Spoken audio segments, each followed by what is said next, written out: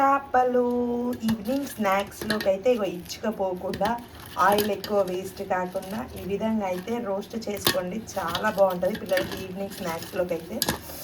Wow, నోట్లో నీళ్ళు ఊరిపోతున్నాయి. ఇంకెందుకు ఆలస్యం, మీరు కూడా ట్రై చేయండి. మా పిల్లలు ఇద్దరు కలిసి హెల్ప్ చేశారు. మొత్తం మీదైతే సక్సెస్ఫుల్గా ఇది నిల్వ ఉన్నా ఏం పాడవదనమాట.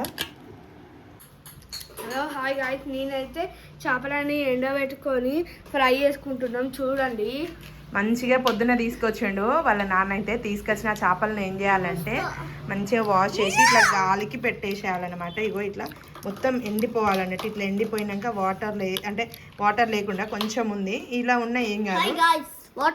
కడాయి పెట్టుకున్నాడు. ఇప్పుడు కడాయి పెట్టుకొని ఆ చేప ముక్క అందులో వేసినాక వెంటనే మూత పెట్టు, ఎందుకంటే చిల్లుతుంది అనమాట. వెయ్యి మెల్లగా, స్లోగా ఎత్తేయకు, స్లోగా ఏం కాదు, స్లోగా. Okay, very good. అది డీప్ ఫ్రై అవుతుంది. డీప్ ఫ్రై అయినాక మంచిగా నీకు ఉప్పు కారం వేసి ఏ విధంగా తినాలో చెప్తాను.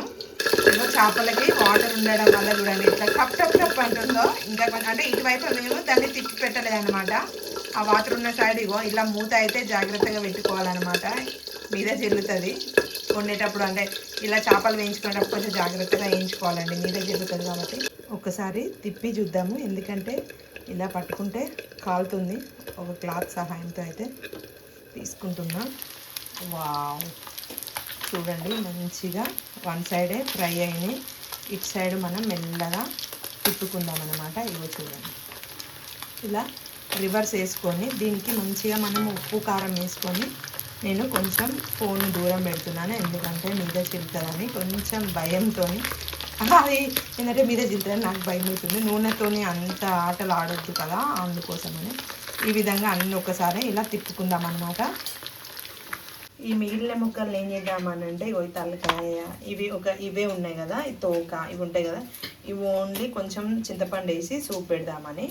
ఎందుకంటే ఓన్లీ చాలు, జస్ట్ ఒక 4 వాళ్ళు ఫ్రై చేసి ఇమ్మన్నారు పిల్లలు అనేసి అయితే చెప్పాను. ఇగో చూడండి, ఇది ఏదో చేప అంట. మొత్తం ఇలా కడుగుతుంటే కూడా మొత్తం ఇగో జిగురులాగా అంటుతుంది. అంటే ఇట్లా చేపలలో కూడా మనకి టైప్స్ ఉంటాయంట కదా, అట్లా అందుకోసం అనేసి. ఇది మంచిగా బండ ఉంటుంది చూడండి, ఆ బండ మీద వేసి బర్ర రాస్తే అది పోతుంది మంచిగా. ఏదైనా ఉన్నా కూడా మనకి ఇక్కడ అవైలబుల్ లేదు కాబట్టి ఇంకా ఇగో ఇలా గడ్డు బండ మీదనే చేసుకోవాలన్నమాట.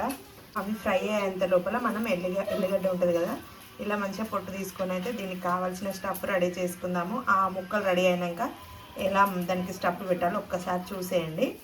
ఇగో ఎల్లిపాయ మన చేనులోదే అనమాట. ఇగో స్టఫ్ కావాల్సిన ఎల్లిపాయలని కచ్చపచ్చ దంచుకున్నాము. తగినంత కారము, కొంచెం ఉప్పు, కొంచెం జీలకర్ర మెంతుల పౌడరు. ఇప్పుడు ఆ నూనె ఉంది చూసినా మనం చేపలు వేయించాం చూడు, అందులోదే కొంచెం నూనె ఇందులో కలుపుకొని మంచిగా మిశ్రమాన్ని రెడీ చేసుకోవాలి. ఇగో అదే నూనె ఇందులో పోసుకున్నాను. ఇప్పుడు దీన్ని మంచిగా కలిపి ఆ చేప ముక్కలు వేసి బాగా ఉప్పు కారం పట్టేటట్టు చూడండి. ఇగో చేప ముక్కలు వేసినాం, దీనికి మంచిగా ఉప్పు కారం పట్టాలంటే ఇగో ఇట్లా ఒక మూత పెట్టి దీన్ని ఇలా ఇట్లా ఇట్లా ఇట్లా ఇట్లా అంటే ఊపితే మంచిగా ఉప్పు కారం అనేది మంచిగా పడుతుంది. చూపిస్తా చూడండి. అగో అట్లా గిన్నెలు వేసి అట్లా ఊపితే ఉప్పు కారం అనేది మంచిగా పడుతుంది. అట్లా కాదు, గట్టిగా అట్లా ఊపడం వల్ల ఉప్పు కారం అనేది మంచిగా పడుతుంది. చూడండి, ఇప్పుడు ఓపెన్ చేయనా మూత చూడండి, ఉప్పు కారం మంచిగా పట్టేసింది. ఇట్లా ఇట్లా అనుకుని సూపర్ ఉంటుంది అనమాట. మొత్తం మనం చేయితో అన్నదానికన్నా ఇట్లా బాగా పడుతుంది అనమాట. ఇప్పుడు తింటే సూపర్ ఎమ్మి ఎమ్మి టేస్ట్ చేపల ఫ్రై. ఎట్లుంది? వావ్, క్రంచీ క్రంచీగా. ఏమైంది, కాలుతుందా? మెల్లగా కారం కూడా ఉందా? ఇప్పుడే చాకీ చాకీ తిన్నారా? ఎట్లుంది తేజు? కొరుకు, కొంచెం కొరుకు, నిమ్మకాయ వెండుతా కానీ. ఎట్లుంది?